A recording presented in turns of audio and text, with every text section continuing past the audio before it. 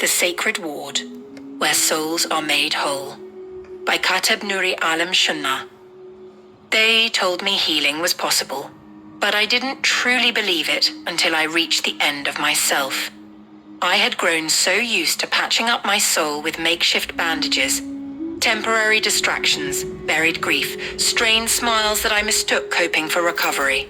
But I was leaking internally, bleeding in places no one could see, slowly unraveling while pretending I was fine. Until I couldn't pretend anymore.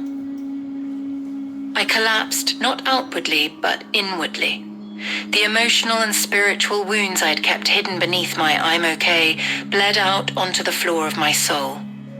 That's when I, Mr. Shunnah, knew I needed more than rest. I needed to check myself in, not to a physical hospital, but into the sacred hospital of the Creator. I whispered through weary breath. I can't heal alone. I'm not self-sufficient. I need help from above. As soon as I surrendered, the atmosphere shifted. The sacred doors of grace opened wide, and suddenly I was being admitted not by human hands, but by angels in nurse uniforms. They moved with a gentleness that held power. Their eyes sparkled like eternity. Their presence hummed with divine peace. The first nurse, Nurse Seraphina, rolled my gurney with steady hands. Her voice was soft but sure. We have a soul intake, Meister Shunnah. Level 5 internal trauma, chronic emotional exhaustion, spiritual malnourishment, heart heavily scarred. Let's take him to Healing Bay 7. The Creator's been expecting him. The corridors of the ward glowed not with fluorescent lights, but with warm, radiant halos that hovered like hope. As we passed, I noticed the walls weren't adorned with art, but with testimonies, framed miracles, stories of restoration. I once lost all sense of purpose, but he found me. I arrived in pieces, but I left in peace. Inside Bay 7, Nurse Ariel, whose hair shimmered like starlight, checked my vitals. She didn't use machines. She placed her hand over my heart and closed her eyes. He's been running on adrenaline for years, she said to the others. The soul is dehydrated. His heart has been carrying burdens it was never meant to bear, but he made it in time. Tears welled up in my eyes. Her hand found mine. You're safe now, Mr. Shunnah, she whispered. Let go. You're not alone anymore. Another nurse entered, Nurse Sadil, tall with wings barely hidden beneath his coat. He adjusted my IV. Administering a slow drip of mercy and truth, he said. Start with affirmation. You are loved. You are enough. You are held. Begin the soul infusion now. I felt it real healing beginning to stir within, the kind you don't find in bottles or books. This was heaven's kind of care. Just then an alarm rang out down the hall. Code white. Another soul in distress. A young woman sobbing out the pain of rejection. A man choking on grief. Angel nurses rushed to help. I could hear Nurse Seraphina's voice through the commotion. It's okay, you're not too broken, you came to the right place. A sage entered my room, Elder Nurse Malachi, with silver hair woven like scripture and eyes deep like wells of understanding. He read aloud from my chart. Chronic people-pleasing, self-rejection, emotional shutdown, lingering heartbreak, muffled spiritual calling, deferred dreams, disconnected from source. He looked me in the eyes. You've survived a lot, Mr. Shunnah, but now it's time to heal.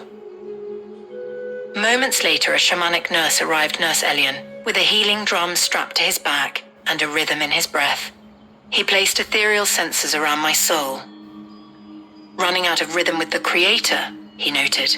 Sinking with fear instead of faith, but the spirit still remembers its original pulse. Let's reset. Then everything stilled. He entered.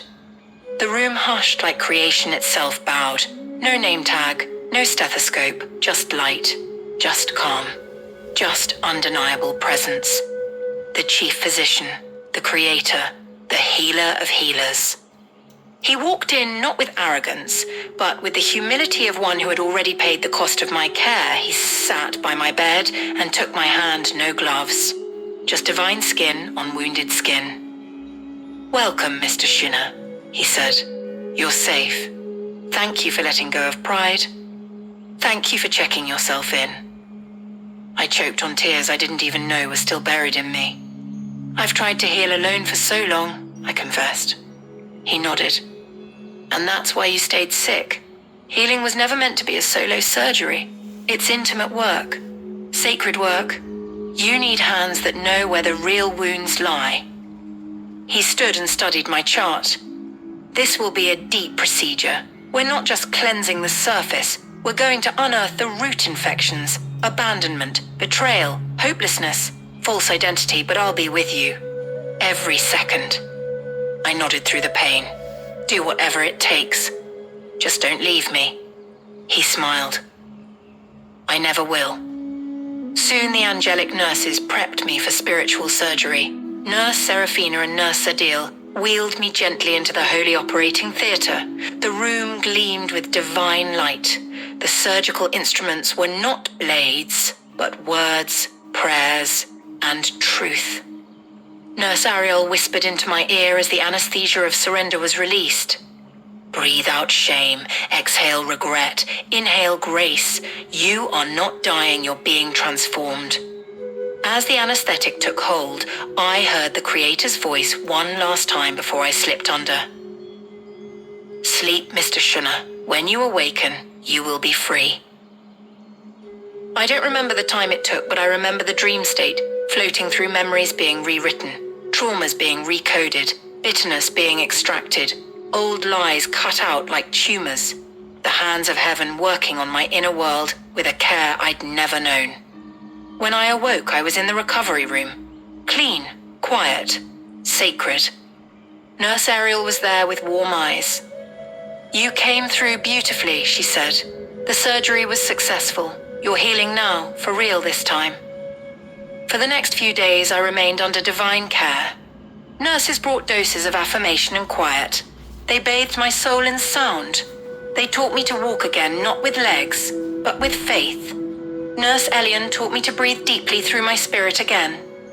And then the day came, the day of my discharge. Elder Nurse Malachi entered with a folder. He placed it gently in my lap.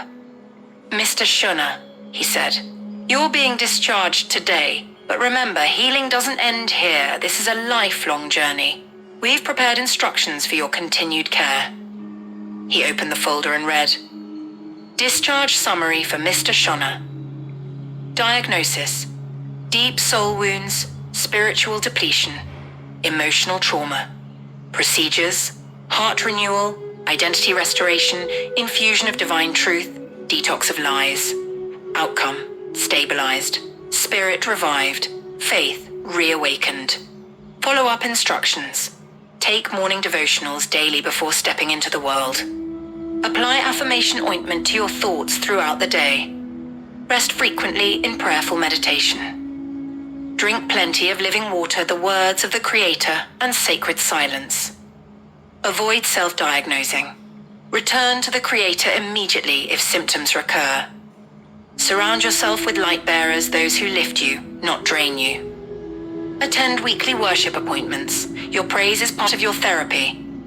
Warning signs to watch for: resurfacing self-hate, disconnection from purpose, numbness to gratitude, and unchecked loneliness, EWAY, the emergency contact. The Creator available 24/7. So, call through stillness, tears, worship, or a simple whispered, "Help." Before I left, the Creator returned for one final check-in. He didn't speak right away. He simply looked at me and smiled, his eyes holding galaxies of grace. "You've done well, Mr. Schunner," he said. "Don't forget, you are not just a patient. You are my beloved. My purpose for you lives on." Then he placed his hand on my chest. I could feel it, my spirit, once weak, now pulsing strong. You're healed. Not perfect, but healed.